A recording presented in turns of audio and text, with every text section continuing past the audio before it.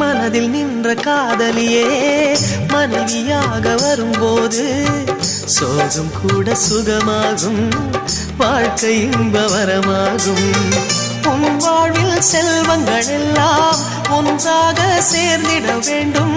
பூவே உன் புன்னகை என்றும் சந்தோஷம் தந்திட வேண்டும்.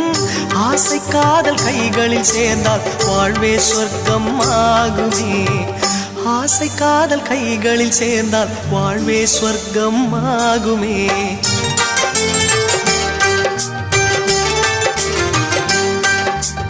ஆனந்தம் ஆனந்தம் பாடும் மனமாசையின் ஊஞ்சலில் ஆடும்.